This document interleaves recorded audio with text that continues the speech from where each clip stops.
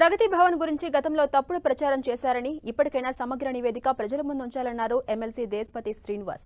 Bullet proof బాత్రూంలు, 150 గదులు, పెద్ద పెద్ద థియేటర్స్ అంటూ ఊదరగొట్టారని, ఇప్పుడు డిప్యూటీ సీఎం అక్కడే నివాసం ఉంటున్నారని వాస్తవాలు ప్రజలకు చెప్పాలన్నారు. అలాగే గవర్నర్ ప్రసంగంలో గడీలు బద్దలు కొట్టామంటూ ప్రస్తావించడాన్ని తప్పుపట్టారు. ఆ కంచెలు కాంగ్రెస్ హయాంలోనే వేశారని చెప్పారు. ఇవాళ అసెంబ్లీ ముందున్న ఇనుప కంచె ఎప్పుడు వేశారు అధ్యక్ష? చాలా దానికి చుట్టలుగా తీగలు చుట్టుంటాయి కదా, అవన్నీ చాలా ఉచ్చుకునేటట్టు చాలా భయంకరమైన తీగలు ఉంటాయి. వాటి మీద పడితే 1000 కుట్లు పడ్డాయి అధ్యక్ష ఉద్యమకారులకి.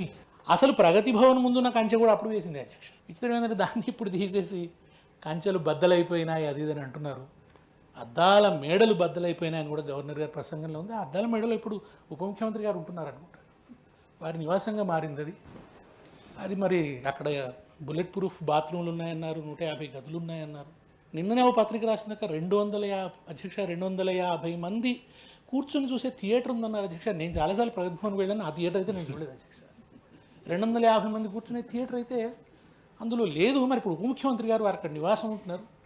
వారు ప్రగతి భవన్ మీద ఇవన్నీ ఉన్నాయో లేదో ఒక నివేదిక వారు ఆర్డర్ చేస్తే బాగుంటుంది, ఆ నివేదికని ఇస్తే బాగుంటుందని. లేదా ఇప్పటిదాకా జరిగింది అబద్ధాల ప్రచారం అన్నా చెప్పాలి ప్రజలకి. అవేవి లేవు, ఇక్కడ అటువంటి ఏం లేవు.